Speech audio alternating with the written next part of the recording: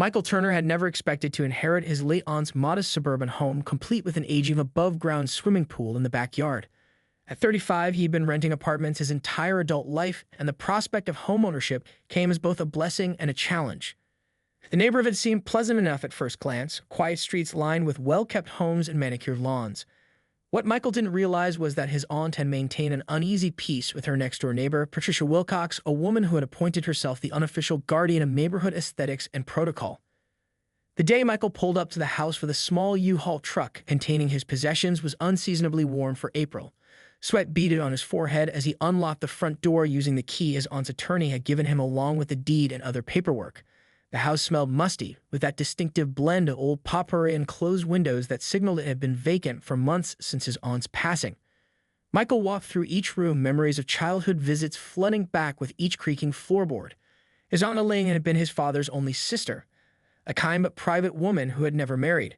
She taught high school English for 40 years before retiring, and evidence of her love of literature filled the bookshelves that lined the living room walls. It wasn't until he reached the kitchen with its sliding glass door that he got his first good look at the backyard and the infamous pool. The blue above-ground structure dominated the space, surrounded by a weathered wooden deck that had seen better days. Even from inside, Michael could see patches of algae clinging to the pool's liner and a collection of dead leaves floating on the water's surface. As he stood contemplating the work ahead, movement caught his eye. A woman in her late 50s with meticulously styled blonde hair was standing at the fence line, unabashedly staring at him. When their eyes met, she raised her hand in a stiff wave that seemed more territorial than welcoming. Michael slid open the door and stepped onto the back porch. "Hello," he called out, forcing a neighborly smile. "You must be Elaine's nephew," the woman said, her voice carrying a note of inspection rather than greeting. "Patricia Wilcox. I've lived next door for 20 years. "Michael Turner," he replied, walking closer to the fence. "Nice to meet you." Patricia's eyes darted past him to the pool. Elaine always kept that pool immaculate. I see it's fallen into disrepair these past few months. Something in her tone made Michael instinctively defensive. "Yes, well, I'll be addressing that soon." "Oh, I'm sure you will," Patricia said with a thin smile that didn't reach her eyes. "Elaine and I had an understanding about maintaining certain standards. The neighborhood association takes pride in our consistency." Michael nodded politely, though a quick check of the paperwork from the attorney had mentioned nothing about a formal neighborhood association with enforceable covenants. "I'll keep that in mind." "Your aunt was very particular about that pool," Patricia continued, her eyes narrowing slightly. "She understood its value to the neighborhood aesthetic." Before Michael could respond, his phone rang, the moving company calling to confirm tomorrow's delivery of his larger furniture. As he excused himself to take the call, Patricia's gaze followed him, assessing and calculating in a way that made the back of his neck prickle with unease. Little did Michael know that this brief exchange was just the first skirmish in what would become a territorial battle that would define his early days of homeownership, with his aunt's cherished but deteriorating pool as the unlikely centerpiece of conflict. After assessing the property, Michael determined that the 15-year-old above-ground pool had seen better days. It leaked, the liner was cracked, and the filtration system barely functioned. Rather than invest thousands in repairs, he decided to remove it entirely and landscape the backyard with a garden and patio area. He hired contractors and scheduled the pool's removal for the following weekend, excited about transforming the space into something more suitable for his lifestyle. The morning after his encounter with Patricia, Michael stood by the pool with a cup of coffee, mentally calculating the costs. He'd already received 3 estimates for repairs, all hovering around $4,000, plus the ongoing maintenance expenses that would drain his modest savings. The pool repair specialist had been brutally honest. "Even with these repairs, sir, you're looking at another major overhaul in 3 to 5 years. These older models weren't built to last forever." Michael circled the structure, noting how the deck boards sagged in places and how rust had formed around the metal supports. A family of spiders had taken up residence in the filter housing, and the pump made an ominous grinding sound when he tested it. The water itself had a greenish tint that no amount of chlorine seemed to address. That afternoon, he called his friend Alina, a landscape architect who had helped him with his apartment balcony garden years ago. "An entire backyard to work with. I'm already sketching ideas," Alina said enthusiastically after he explained the situation. "What do you actually want from the space, Mike?" Michael considered this as he gazed out the kitchen window. Something low maintenance but beautiful. Maybe a place to entertain friends on summer evenings. Definitely some garden beds. You know, I always wanted to grow my own vegetables. "And what about the pool?" Alina asked. "It's got to go," Michael said firmly. "It's an eyesore and a money pit." Elena helped him connect with a contractor who specialized in pool removals and backyard transformations. Marco Alvarez arrived 2 days later, clipboard in hand and a vision forming as he surveyed the space. "We could do something really special here," Marco said, gesturing broadly.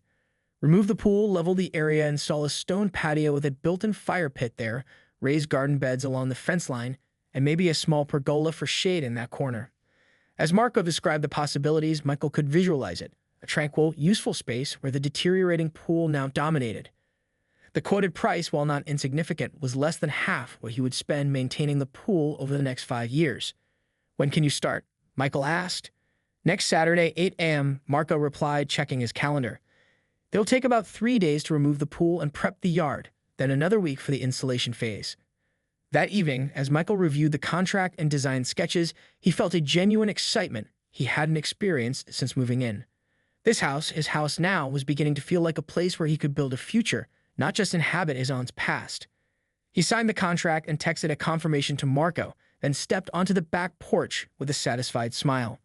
As twilight settled over the neighborhood, he noticed Patricia's silhouette at her kitchen window watching. Michael raised his hand in a friendly wave, but she simply let the curtain fall back into place, disappearing from view. Her disapproval was palpable even from a distance, but Michael was determined not to let one disagreeable neighbor derail his plans.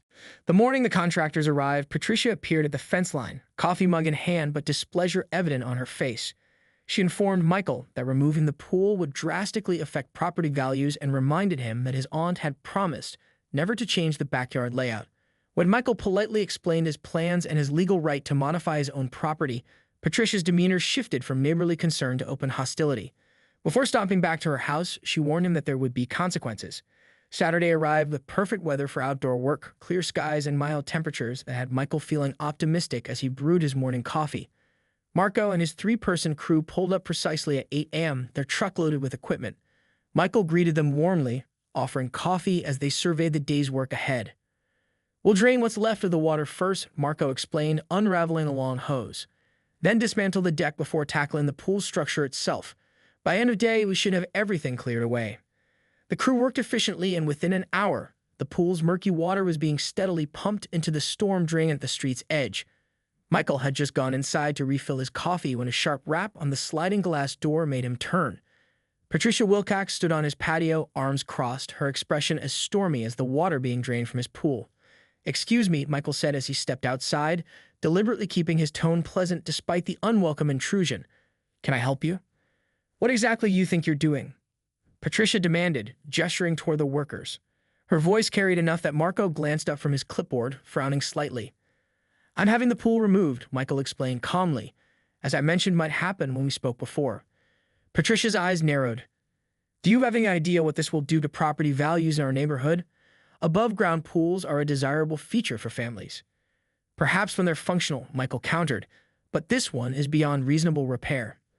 Your aunt promised the entire neighborhood, that she would maintain that pool. It's been a fixture here for 15 years. Patricia's voice rose with each word. "The children used to love seeing it from the sidewalk." Michael took a steadying breath. "I appreciate that my aunt may have had conversations with neighbors about her property, but legally, I'm well within my rights to modify my own backyard. I have all the necessary permits." "Permits?" Patricia scoffed. "This isn't about permits, young man. This is about respect for established neighborhood aesthetics. Your aunt understood that." "I respect that you have an opinion," Michael said, finding it increasingly difficult to maintain his composure, "but I've made my decision based on what works for me and my home." Something in Patricia's expression hardened. Her lips pressed into a thin line as she surveyed the dismantling work already underway. One of the workers had begun removing deck boards, stacking them neatly near the fence. "You have no idea what you're doing," she said, her voice dropping to a mere whisper that somehow felt more threatening than her previous volume. "There are rules here, written and unwritten. Your aunt respected those rules. The only rules I need to follow are the city codes and ordinances," Michael replied firmly. "Which I am." Patricia's eyes flashed with undisguised anger. "We'll see about that." She turned sharply, nearly colliding with Marco, who had approached to check if everything was all right. "You can expect consequences for this," she called over her shoulder as she marched toward the gate. Serious consequences. As Patricia stormed back to her house, Marco raised an eyebrow at Michael. "Neighbor trouble already?" "Apparently," Michael sighed. "Let's just continue with the work." But as he watched Patricia retreat into her house, Michael couldn't shake the uneasy feeling that her threat wasn't idle. Something in her determination suggested this confrontation was merely the opening salvo in a battle he hadn't anticipated fighting. By mid-afternoon, the pool was half dismantled. Michael was helping the contractors load debris into a dumpster when two police officers appeared at his gate. They explained that they'd received a complaint about illegal construction and destruction of protected property. Confused but composed, Michael invited them into the backyard to see for themselves. From her kitchen window, Patricia watched intently, a satisfied expression on her face as she believed her complaint had successfully halted Michael's project. The sun had reached its zenith, beating down on Michael as he helped Marco's crew load splintered deck boards into the rented dumpster. His shirt clung to his back with sweat, but there was something satisfying about the physical labor after years of desk work. The pool itself now stood exposed, its metal skeleton partially disassembled and the torn liner piled to one side. "We're making good progress," Marco said, pausing to wipe his brow. "Should have the entire structure down by 4, then we can." He stopped mid-sentence, looking toward the gate where a patrol car had quietly pulled up. Two uniformed officers, one older with salt and pepper hair, the other a younger woman, approached the fence. Afternoon, the older officer called out, "I'm Officer Davis, and this is Officer Rodriguez. We need to speak with the homeowner." Michael set down the boards he was carrying and walked over, his stomach tightening. "That's me, Michael Turner. Is there a problem?" Officer Davis consulted his notepad. "We received a complaint about illegal construction and destruction of protected property at this address. Something about removal of a structure without proper permits and possible violation of neighborhood covenants." Michael blinked, momentarily speechless. Behind him, Marco and his crewmates stopped working, watching the exchange with concerned expressions. "There must be some misunderstanding," Michael finally said. "I have all the necessary permits for this work, and there are no protected structures on this property." "Mind if we take a look?" Officer Rodriguez asked. "Not at all," Michael replied, unlatching the gate. "Please come in." As the officers stepped into the yard, Michael caught a glimpse of movement at Patricia's window. She stood behind her curtains, watching the scene unfold with unmistakable satisfaction. Their eyes met briefly before she stepped back, but not before Michael noticed the triumphant quirk of her lips. "So what exactly is the situation here?" Officer Davis asked, surveying the dismantled pool. "I inherited this house from my aunt a few months ago," Michael explained, leading them toward the work area.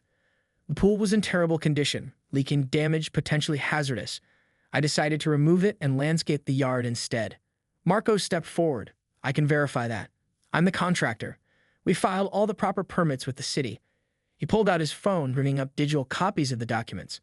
"Everything's been approved: pool removal permit, landscaping plan, even the temporary dumpster placement." Officer Rodriguez reviewed the permits on Marco's phone while Officer Davis walked the perimeter of the yard, occasionally making notes. "And what's this about protected property?" Officer Davis asked. Michael shook his head. "I honestly have no idea. There's nothing in my deed or property papers about any protected structures. My neighbor," he gestured discreetly toward Patricia's house, "seems to believe my aunt made some kind of verbal agreement about maintaining the pool, but there's nothing legally binding." Officer Rodriguez rejoined them, nodding to her partner. "Permits all check out. They're doing everything by the book." "I figured as much," Officer Davis sighed, tucking his notepad away. "We get calls like this sometimes. Neighbor disputes over property changes." From Patricia's window, the curtain twitched again. She was still watching, her expression now less certain as she observed the officer's relaxed posture and the resumption of work by Marco's crew. "So we're good to continue?" Michael asked. "Absolutely," Officer Davis confirmed. "You're well within your rights. Sorry for the interruption." After reviewing Michael's property deed, homeownership papers, and contractor permits, the officers quickly realized there was no violation taking place. One officer, trying to suppress a smile, explained that they often received these types of neighborhood disputes, but rarely did they have such clear-cut resolution. They apologized for the interruption and assured Michael he could continue with his project. As they prepared to leave, Patricia emerged from her house, expecting to see the work stopped, and Michael reprimanded. "Thank you for your understanding," Michael said, walking the officers back toward their patrol car. "I certainly didn't expect police involvement when I decided to remove a pool." Officer Davis chuckled. "You'd be surprised what we get called for in suburban disputes. Last month, we responded to a complaint about a mailbox painted the wrong shade of blue." "You're joking," Michael said, incredulous. "Wish I was," Officer Rodriguez replied with a wry smile. "Some people take neighborhood aesthetics very seriously." As they reached the front yard, Michael noticed movement across the street. Patricia was marching purposefully toward them, her cardigan buttoned unevenly as if she dressed in haste. Her face was flushed with what Michael could only interpret as righteous indignation.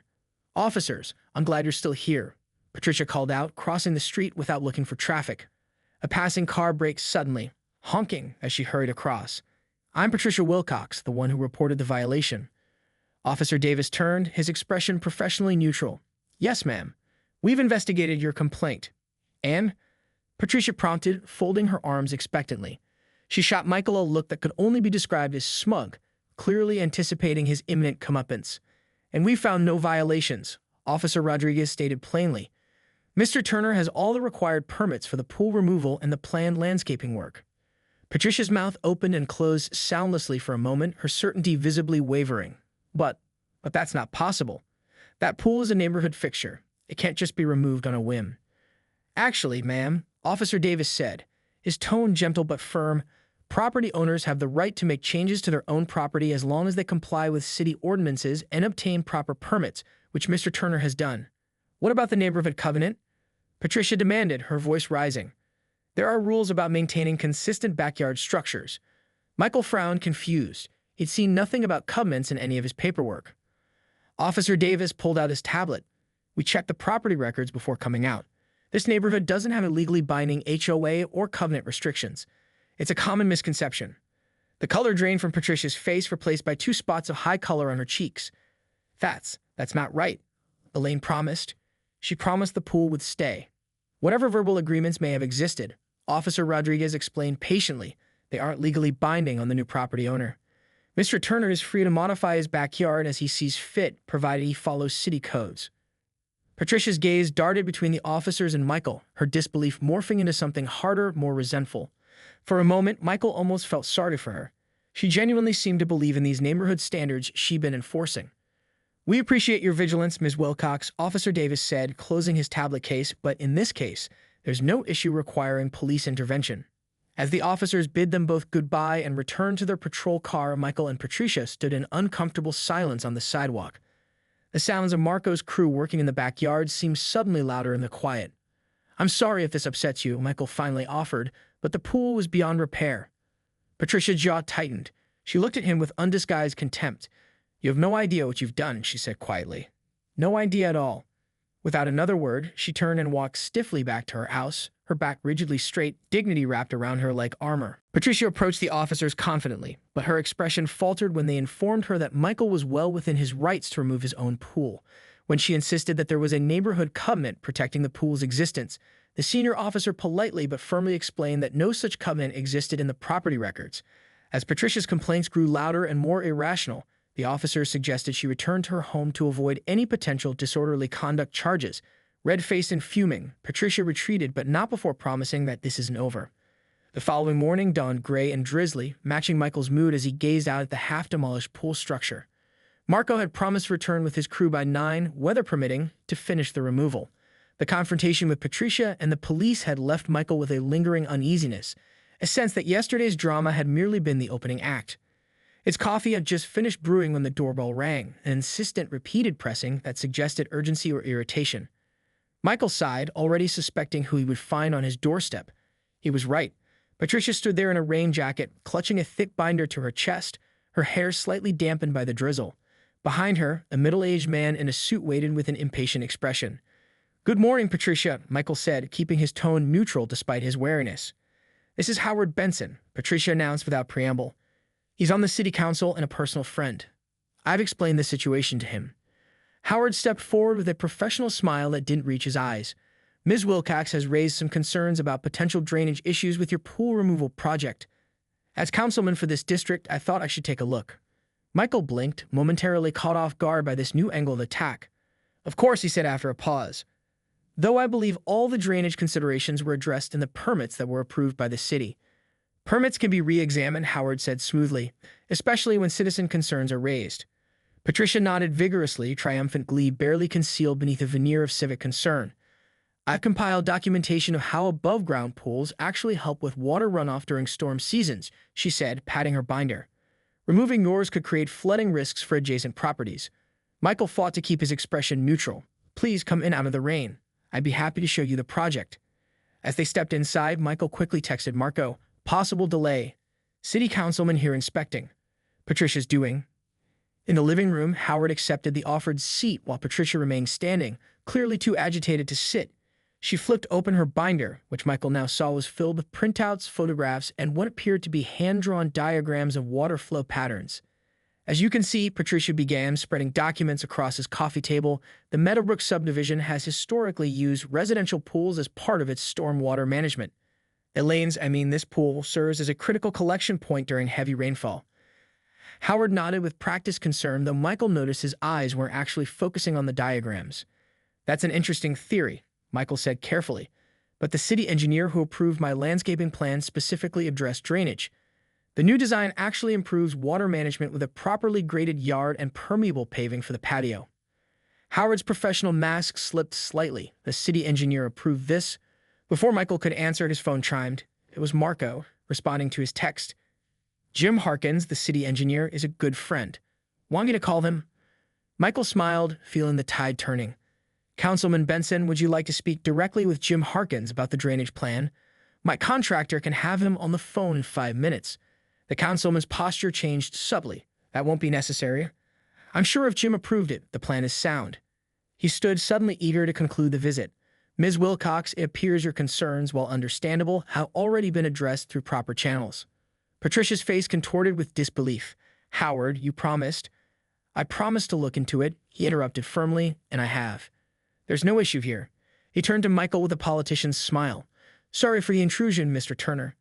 Good luck with your project. As Howard beat a hasty retreat to his car, Patricia remained in Michael's living room, her binder of evidence scattered across his coffee table, her face a storm cloud of thwarted vengeance.